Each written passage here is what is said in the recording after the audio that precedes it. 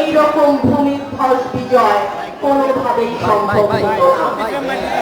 প্রিয় ভাইরা আমার, আপনাদের প্রত্যেকের কাছে আমি, আমার পরিবার, আমরা সবাই ভীষণভাবে কৃতজ্ঞ।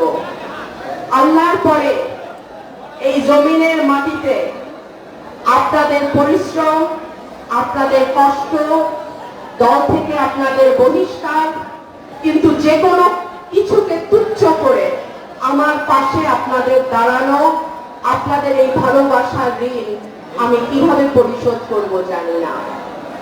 ইনশাআল্লাহ আগামী 5টা বছর আপনাদের সুখে দুঃখে বিপদে আপদে এলাকার উন্নয়নে অগ্রগতিতে আপনাদের সাথে আপনাদের পাশে থেকে আমি সরাইল এবং আশুগঞ্জকে একটা মডেল এলাকা করতে চাই। আপনারা যদি আমার পাশে থাকেন, আপনারা যদি আমাকে সহযোগিতা করেন, আমি ইনশাআল্লাহ এটি করতে পারবো, আমার বিশ্বাস। আমি আজকে রমজানের 18 রমজান শেষ হলো, আমি আল্লাহর দরবারে হাত তুলি। আপনাদের কাছেও আমার অনুরোধ, আপনারা আল্লাহর দরবারে হাত তুলবেন। রোজাদারের দোয়া আল্লাহ ফেলেন না। ইফতার সামনে রেখে কোন রোজাদার যখন দোয়া করেন, আল্লাহ সেই দোয়া নাকি কবুল করেন।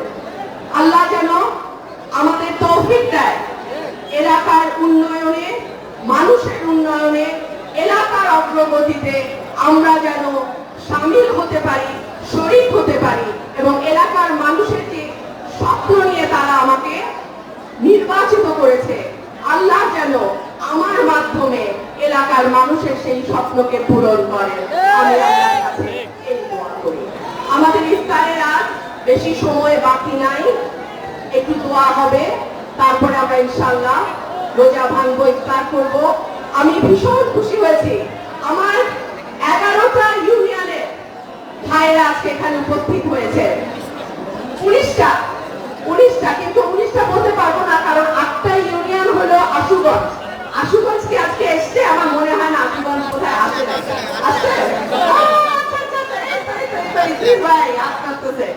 ঠিক আছে, 19টা, আমার 19টা ইউনিয়নের ভাইরা এসছেন, দূর দূরান্ত থেকে এসছেন। আল্লাহ আমাদের সবার দোয়া কবুল করুন।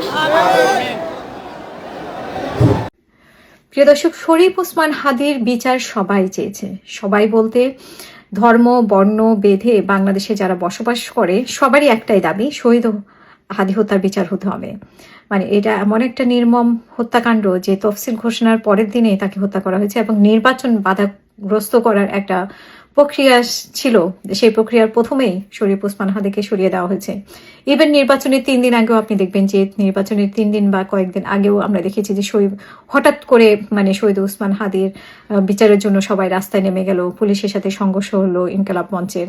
তো এইভাবে আসলে নির্বাচন কেন্দ্রিক যেই আক্রমণটা ছিল পুরোটাই কিন্তু শহীদ ওসমান হাদিকে কেন্দ্র করে এবং শহীদ ওসমান হাদির জীবনকে কেন্দ্র করে সবকিছুই কিন্তু শহীদ ওসমান হাদির উপর দিয়েই গেল নির্বাচন বানচালের যে প্রক্রিয়াটা ছিল।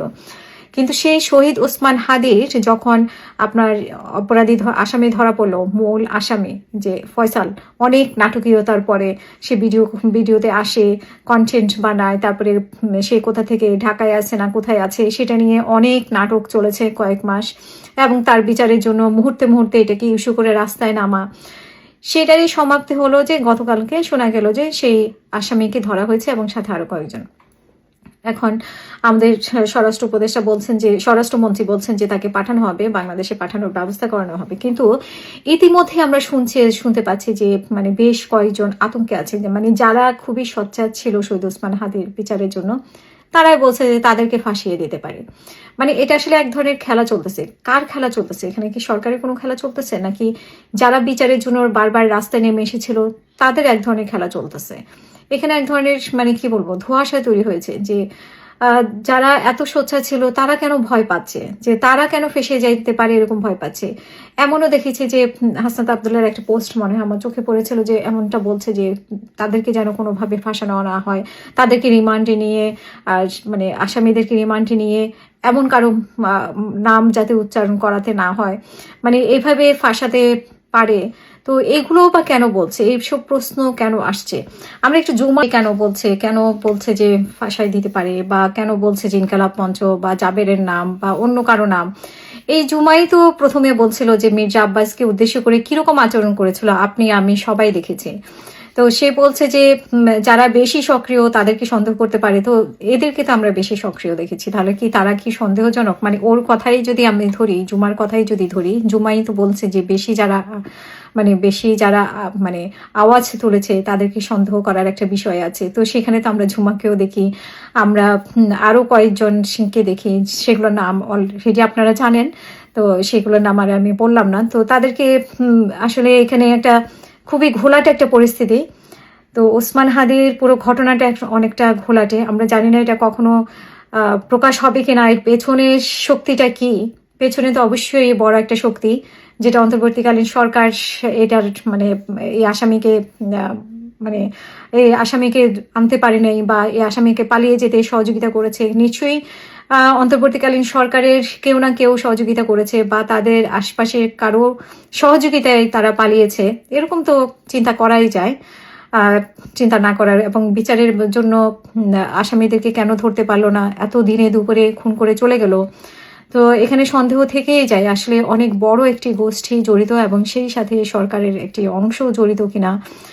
সব মিলে পুরাটাই খুবই ঘোলাটে, এবং সেই শক্তিটাকে আমরা আসলে জানতে পারবো কিনা, নাকি সাগর রুনি হত্যার মতোই এটা বছরের পর বছর গড়াতে ওসমান হাদির ছেলেও বড় হয়ে যাবে, তারপরে হয়তো সে বিচার পাবে না, এরকমই একটা পরিস্থিতি হয়তো বা হতে পারে। যাই হোক, দেখা যাক। ফয়সাল তো ধরা পড়েছে, ফয়সাল থেকে কোনো কিছু সত্য উদ্ঘাটন হয় কিনা। আমরা কোনো নাটক দেখতে চাই না, যেটা গতকাল আমার মনে পড়েছে যে হাসনাত আব্দুল্লাহ বলছিল যে আমরা জজ মিয়া নাটক দেখতে চাই না, আমরা আসলে কোনো নাটক দেখতে চাই না, যেই জড়িত সংগ্রাম, মামলা হামলা, অত্যাচার, নির্যাতন নিয়ে প্রতিবাদ মুখর ছিলাম, এবং নির্বাচনের জন্য এত বেশি আন্দোলন আমাদেরকে করতে হয়েছে গণতন্ত্রকে প্রতিষ্ঠা করার জন্য, গণতন্ত্রের অবস্থানকে, গণতন্ত্রের দিকটাকে শক্তিশালী করার জন্য যে লড়াই সংগ্রাম করতে হয়েছে।